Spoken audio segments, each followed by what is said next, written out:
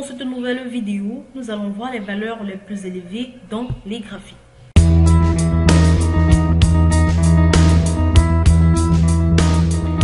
Parfois, un graphique est le meilleur moyen d'afficher un ensemble de données, mais vous souhaitez néanmoins attirer l'attention sur les valeurs supérieures de ce graphique. Dans ces cas, vous pouvez utiliser une technique qui met en évidence les principales valeurs de votre graphique. Donc, cela veut tout simplement dire que vous pouvez utiliser Excel pour déterminer les valeurs de votre série de données qui se trouvent dans la première valeur et leur appliquer ensuite un format spécial. Alors, le secret de cette technique est la fonction obscure d'Excel, donc la fonction grande valeur et la fonction petite valeur. Donc, la fonction grande valeur qui renvoie quant à elle la énième plus grande valeur d'un ensemble de données et la fonction petite valeur qui renvoie la énième plus petite valeur d'un ensemble de données. Donc voilà, nous allons voir de près comment Excel décrit cette fonction. Donc là, je parle dans fonction, insérer une fonction, nous sommes au niveau des fonctions statistiques, oui. Et là, voilà, je vais cliquer, je vais chercher la grande valeur. Voilà, j'ai tout simplement la fonction grande valeur. Excel l'a décrit comme une fonction qui renvoie la k énième plus grande valeur d'une série de données. Voilà, je vais voir comment Excel décrit les arguments. Nous avons l'argument matrice et l'argument k. Donc l'argument matrice représente tout simplement la matrice ou la plage de données dans laquelle vous recherchez la k énième plus grande valeur. Et k représente tout simplement la matrice. Dans la matrice ou la plage de cellules, le rang de la donnée à renvoyer qui est déterminé à partir de la valeur de la plus grande valeur. Donc voilà en quelque sorte comment Excel décrit la fonction grande valeur. Il y a également la fonction petite valeur. Voilà, Excel l'a décrit comme une fonction qui renvoie la k énième plus petite valeur d'une série de données. Alors nous avons les arguments comme la matrice écart, même chose que pour la fonction grande valeur. Nous allons voir comment Excel décrit ces arguments autant pour moi. Nous avons l'argument matrice qui représente la matrice ou la plage de données numériques dans laquelle vous recherchez la k énième plus petite valeur et k représente tout simplement dans la matrice ou la plage le rang de la donnée à renvoyer ou déterminer à partir de la valeur la plus petite. Donc voilà comment Excel décrit en fait ces deux valeurs. Alors en d'autres termes, vous lui dites où regarder et le rang de numéro que vous voulez. Alors, pour trouver le plus grand nombre dans le jeu de données, nous allons tout simplement entrer la formule grande valeur avec comme argument matrice et k pour trouver la cinquième plus grande valeur de nombre dans le jeu de données que nous avons au niveau de cette feuille de calcul. Alors, l'idée est assez simple.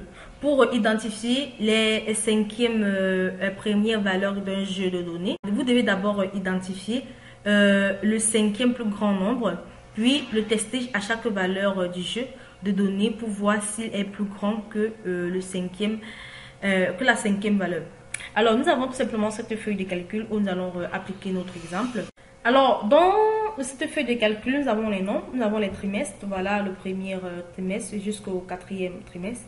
Dans le premier trimestre 2005, le deuxième trimestre 2005, le troisième trimestre 2005, le quatrième trimestre 2005, ensuite le premier trimestre 2006, le deuxième trimestre 2006, le troisième trimestre 2006 et le quatrième trimestre 2006. Ensuite, nous revenons au premier trimestre 2007 jusqu'au quatrième trimestre 2007. Nous avons ici au niveau de la colonne G, pas dans les top 5 trimestriels. Donc, nous allons voir en fait les trimestres qui n'entrent pas dans les top 100.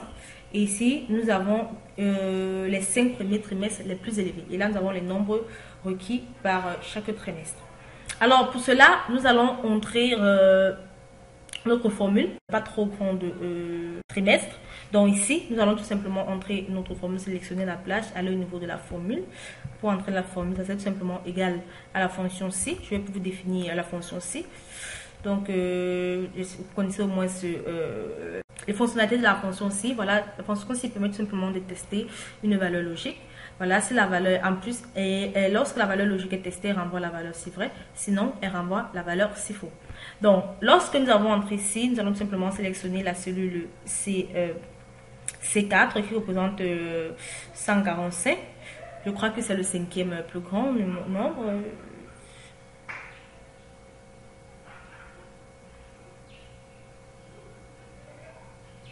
Novembre 186, 163, deuxième, troisième, 150, le quatrième, et 145, le cinquième. Effectivement. Là, nous avons 145 qui est le cinquième plus grand numéro. Ensuite, nous allons tester si est tout simplement inférieur à la plus grande valeur. Nous allons entrer la fonction grande valeur, voilà. Et nous allons entrer les arguments de la fonction grande valeur. Donc, la matrice, c'est tout simplement cette matrice dont les nombres de C4 à C15. Voilà, je vais tout simplement mettre les dollars devant pour faciliter lorsque je vais vouloir... pour faciliter le remplissage de celui lorsque je vais vouloir la copier vers d'autres cellules. Donc voilà, je vais tout simplement mettre le dollar devant chaque nombre. Voilà, c'est simple. Ici en plus nous avons un dollar là. Et entre les différents nombres. Voilà. Et un dollar. Voilà, en quelque sorte, ça ne change pas. Hein. Donc c'est toujours la même plage, C4 à C5. Sauf que vous allez voir l'utilité de la raison en fait pour laquelle je mets le dollar. Ensuite, après avoir mis la matrice, il me suffit d'entrer l'argument K. Donc voilà, je vais entrer mon point virgule. Et l'argument K, c'est tout simplement 5. Voilà. Je vais tout simplement entrer les 5 plus grandes valeurs. Donc ceux qui n'entrent pas en fait dans les 5 plus grandes valeurs.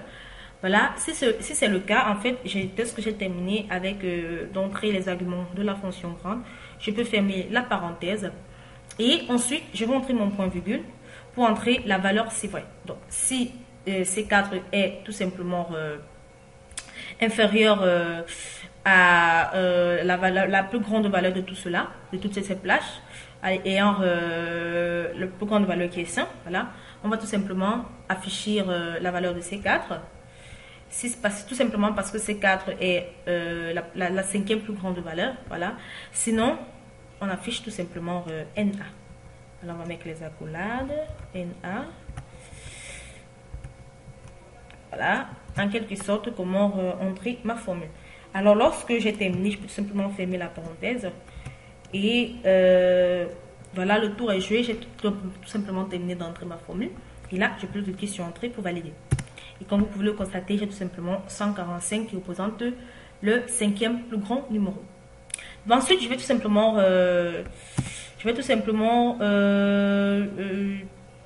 faire un remplissage automatique. Donc, c'est la raison pour laquelle je mettais tout simplement mes dollars entre les différentes cellules, de la matrice. Donc, je vais tout simplement entrer, faire un remplissage automatique. Et là, comme vous pouvez le constater, j'ai tout simplement un remplissage automatique. Donc, à chaque fois là, j'ai tout simplement C5. Cette fois, nous ne sommes plus à C4 comme au début. Nous sommes maintenant à C5. Si C6 est plus petite, voilà, que la plus grande valeur, Excel affiche C6. Sinon, Excel affiche NA. Et c'est le cas parce que c'est tout simplement plus grand que la plus grande valeur. Voilà, la plus grande valeur de 5 qui est tout simplement 145. Donc 171 est tout simplement supérieur à 145. Ce qui fait que Excel affiche NA. Donc voilà en quelque sorte. Maintenant, pour afficher les 5 premières valeurs, tout simplement, c'est la même chose, mais sauf que nous allons modifier au niveau des valeurs si vraies ou encore la valeur si fausse au niveau de la fonction si. Donc voilà, pour cela, je vais tout simplement montrer la formule. Ce qui sert tout simplement égal à si. Nous repartons avec notre fonction. Voilà. Ensuite, nous allons sélectionner la cellule C4. On va vérifier si elle est inférieure à la plus grande valeur. Ensuite, nous allons entrer la matrice. Bon, qui est également de C4 à C15. Ensuite, nous allons entrer nos dièses pour faciliter la tâche au niveau de le remplissage automatique. Donc voilà, nous avons dièse, ensuite dièse. Et là, nous continuons avec un dièse également et un dièse. Voilà. Alors, lorsque nous avons terminé, nous entrons notre point virgule pour entrer. Alors ensuite, nous allons entrer la valeur du K qui est de 5. Et nous allons fermer notre parenthèse. Ensuite, notre point virgule pour entrer la valeur si vrai. Donc, cette fois, la valeur si vrai, si cela est vrai, Excel affiche NA. Sinon, Excel affiche la valeur de C4. Alors, j'espère que vous avez vu la nuance entre les deux formules. Nous avons tout simplement permis. Alors, ici, nous allons afficher les 5 premiers trimestres. Voilà. Alors, si C4 est plus petite à la plus grande valeur, il affiche NA. Sinon, il affiche la cellule C4 également. Donc voilà, ensuite nous allons fermer notre parenthèse. Et là, nous allons valider notre opération. Voilà, et elle fait la fiche NA, tout simplement parce que effectivement C4 est plus petite à la plus grande valeur qui est 100. Voilà, Excel affiche tout simplement NA. La plus grande valeur, c'est-à-dire les 5 premières valeurs, Excel affiche NA. Nous allons simplement faire un remplissage automatique pour le reste des valeurs. Voilà, en quelque sorte. Également NA, lorsque elle est supérieure, voilà, elle affiche 177, inférieure à 145 et NA. Lorsque 147, elle affiche 147. Ensuite, on a 150. Ensuite, on a 186 et 166. Donc, ça fait 1, 2, 3, 4, 5. Effectivement, 5 valeurs. Donc, voilà en quelque sorte comment représenter les 5 premières valeurs trimestrielles. Donc, après avoir fait cela, nous avons tout simplement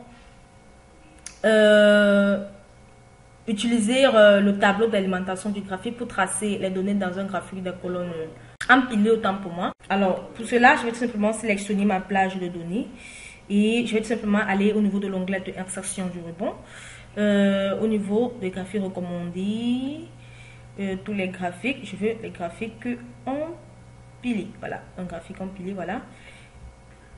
En quelque sorte, comment mes graphiques sont représentés. Et effectivement, j'ai tout simplement les 5 premières trimestres qui sont simplement représentés en rouge.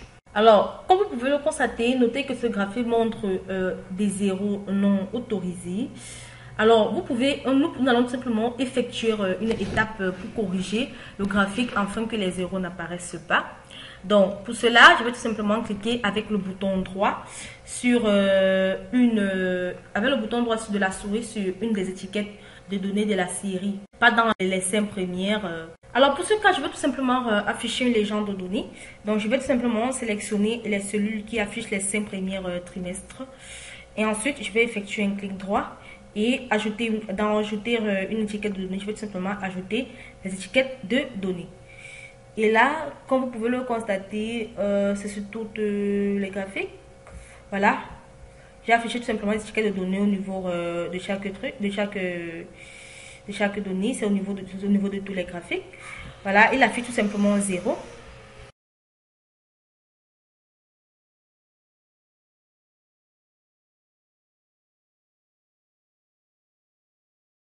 Alors, voilà en quelque sorte comment vous pouvez tout simplement supprimer le format numérique ou encore les étiquettes de format. Il ne reste plus que pour les 5 premiers trimestres. Donc, je peux tout simplement les déplacer pour les placer un peu plus en haut pour qu'elles soient plus visibles. Voilà. Alors, vu que la couleur est un peu sombre, le noir sur le blanc, je vais tout simplement modifier la couleur. Alors, je vais modifier la couleur. Voilà, je vais mettre une couleur... Alors, nous allons la laisser ici. Vous voyez qu'elle est plus visible. Voilà, nous avons en fait formaté les étiquettes de données pour les 5 premiers trimestres. Alors, nous allons appliquer la même technique pour mettre en évidence les 5 dernières valeurs de notre jeu de données. Donc voilà, la seule différence est que au lieu d'utiliser la fonction grande valeur, nous allons utiliser la fonction petite valeur. Alors que la fonction grande valeur renvoie la énième plus grande valeur de la plage, la fonction petite valeur renvoie la plus petite valeur de la plage. Alors pour cela, au niveau, nous allons tout simplement entrer, donc pas dans les 5 derniers trimestres. Nous allons entrer la formule, cette fois la plus petite valeur. Donc nous allons entrer la formule avec si. Alors si la cellule C22, cette fois pas inférieure mais supérieure, si elle est plutôt supérieure à petite valeur, alors nous allons entrer la plage. Donc nous allons entrer la plage de C22 à C33, voilà. Et nous allons mettre nos dièses pour faciliter le remplissage automatique. Nous allons mettre nos dièses. Voilà. Ensuite, je vais entrer mon point virgule et entrer la valeur qui est toujours 100. Ensuite, je ferme la parenthèse. Alors, je vais entrer là le test logique est entré. Je vais entrer les valeurs si vrai. La valeur, c'est vrai, ça sera tout simplement la cellule C22 comme tout à l'heure. Hein. Voilà. Et la valeur, c'est faux, on va entrer NA. On va entrer les accolades et NA. Voilà. Lorsque nous avons terminé, nous pouvons fermer notre parenthèse et appuyer sur Entrée pour valider. Et là, nous allons faire le remplissage automatique. Voilà, cela remplit en quelque sorte les valeurs. Donc, nous allons faire de même pour cette cellule. Hein. Donc, si C22 autant pour moi est plutôt supérieur, dans ce cas, non pas inférieur, supérieur à petite valeur. Alors, nous allons entrer la plage, la matrice qui est de C22 à C33. Ensuite, le point virgule pour entrer 5. Et nous allons fermer notre première parenthèse, point virgule. Point virgule. Cette fois, nous allons entrer notre NA, comme tout à l'heure. Hein. Donc, ça ne change pas. Donc, cette fois, nous entrons d'abord notre NA. Ensuite, nous entrons la valeur de C22. Voilà, sinon, elle affiche C22. Ensuite, nous fermons notre parenthèse. Et là, nous appuyons sur Entrée pour valider. Et nous pouvons tout simplement faire un remplissage automatique. Voilà. Et cela remplit automatiquement les valeurs. Effectivement, nous avons omis de mettre nos accolades. Donc, c'est la raison pour laquelle cela affiche une erreur. Effectivement, nous avons omis d'entrer nos dièses là. Voilà ce qui est important d'entrer pour lorsque vous voulez faire un remplissage automatique. Qu'elle respecte les plages. Non, passe pas là. Donc, entre l'air. Voilà. Pour qu'elle respecte les plages que vous avez sélectionnées. Voilà, en quelque sorte, comment vous devez remplir en entrant des dièses pour qu'elle respecte tout simplement les plages lors de le remplissage automatique. Donc, voilà, en quelque sorte. Voilà, je crois que c'est correct. Voilà, nous allons maintenant effectuer un remplissage automatique. Voilà. Et là, nous avons nos valeurs maintenant qui sont bien représentées. Donc, dans ce cas, Excel affiche, n'est-ce pas, la valeur... si la valeur C22, qui est de 145, est plus grande que la plus petite valeur, que la plus petite des cinquièmes plus petites valeurs, voilà, Excel affiche NA, sinon Excel affiche la valeur de C22. Donc voilà, c'est de même pour cette cellule. Sinon, si c'est C23 est plus petite que la cinquième plus petite valeur de toute cette plage, Excel affiche NA, sinon Excel affiche C23. Voilà qui est 109. Voilà en quelque sorte les top 5 des dernières valeurs. Vous voyez la différence entre celui du haut et celui du bas. Donc il y a une grande différence là. Les 5 premières valeurs, nous avons là ici NA sont 10, voilà. Ou ici il y a tout simplement une valeur ici. Cela change effectivement. Là nous avons 109 au niveau de la cellule C23. Voilà. Alors nous allons effectuer le même procédé. Hein. Donc nous allons sélectionner la plage pour effectuer notre graphique. Voilà, avant d'avoir sélectionné, nous allons sélectionner la plage. Ensuite, l'onglet insertion du ruban. Nous allons sélectionner le graphique empilé. C'est ça. Et OK. Nous allons effectuer OK. Voilà. Nous allons ensuite cliquer sur les 5 derniers trimestres. Ils sont effectivement en rouge. Et nous allons appliquer, ajouter des étiquettes de données. Voilà, sur ces 5 derniers. Et là, nous avons également le même problème. Nous allons sélectionner là. Ensuite, effectuer un clic droit.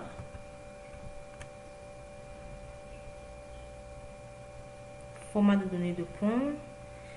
Ensuite, nous sommes au niveau nous avons les nombres.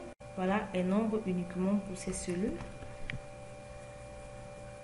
Nous allons cliquer sur nombre. Nous pouvons tout simplement faire baisser ça.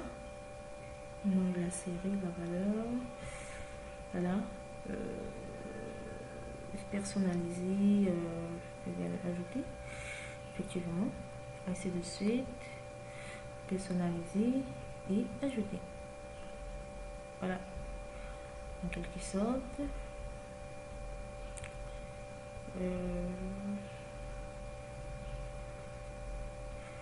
nous allons la nombre. Alors, personnaliser.